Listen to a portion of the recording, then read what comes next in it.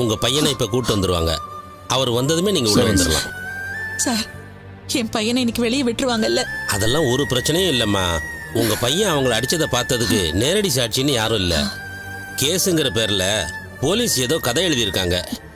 அதை ஈஸியா உடைச்சிட்டு ஜாமீன்ல எடுத்துடலாம். நீங்க கவலைப்படாதீங்க. ஸ்டேஷன்ல என் பையனை ரொம்ப அடிக்கிறாங்க. பெத்த வயிறு பத்தி எரியுது. அடிச்சு என் பையனை ஏதாவது செஞ்சிருவாங்களோன்னு எனக்கு பயமா இருக்கு. உங்களை சாமியா நினைச்சு கேக்குறேன். எப்படியாவது என் பையனை வெளியில கொண்டு வந்துருங்க சார்.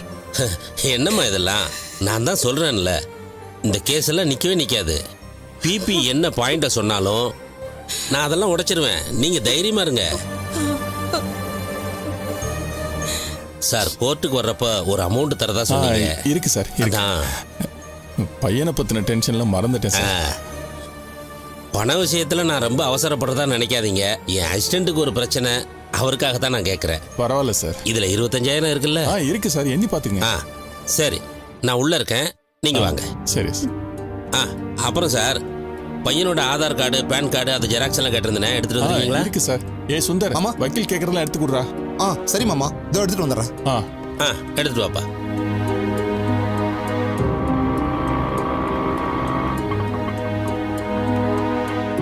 அப்பா, அண்ணன் சீக்கிரமா வெளியே வந்துருவான்ல? அருண் நல்லபடியா வந்துருவான்.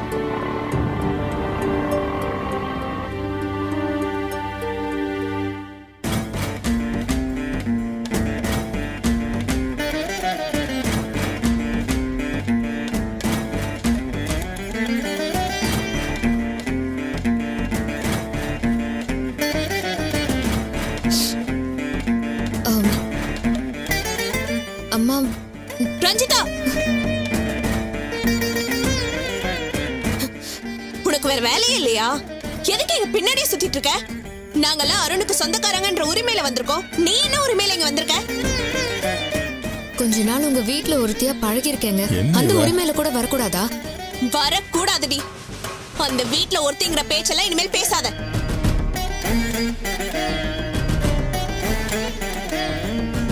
நீ எங்களுக்கு யாருமே இல்லைன்னு அன்னைக்கே அம்மா சொல்லிட்டாங்கல்ல, அப்புறம் எதுக்கு வெக்கம் கெட்டு போய் இங்க வந்து நின்னுட்டு இருக்க?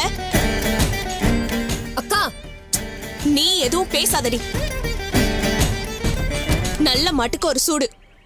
நம்ம குடும்ப விஷயத்துல தலையிடாதன்னு நான் இவளுக்கு 1008 வாட்டி சொல்லிட்டேன். எவ்வளவு அசிங்கப்பட்டாலும் திரும்ப திரும்ப வந்து நிக்கிறானா? என்ன ஜென்மண்டி நீ எல்லாம்? வித்யா, தெரிஞ்சவங்கங்கிற வேதனையில அவ வந்திருக்கா. அதுல உனக்கு என்ன பிரச்சனை? அத்தை, இவ நம்ம வீட்டுக்கு வந்ததுக்கு அப்புறமா தான் பிரச்சனையே ஆரம்பிச்சிச்சு. அப்பதான் நம்ம குடும்பத்துக்கு சனியே புடிச்சிச்சு. இப்ப வரைக்கும் அதான் நம்மள ஆட்டி படிச்சிட்டு இருக்கு.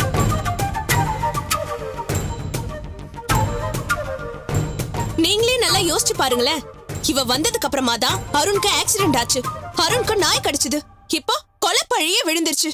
எல்லாமே இவளாலதான். இவ நம்ம கூட இருந்தா நம்ம குடும்பத்துல ஒரு நல்லதும் நடக்காது. எல்லாமே தப்பு தப்பா தான் நடக்கும். வித்யா, கொஞ்ச நேரம் சும்மா இருக்கியா? இருக்கிற வேதனை பத்தாதுன்னு நீ வேற. அப்பா, இவ இங்க இருந்தா கண்டிப்பா அருணை வெளியில கொண்டு வர முடியாது. இவள முதல்ல இங்க இருந்து போக சொல்லுங்க.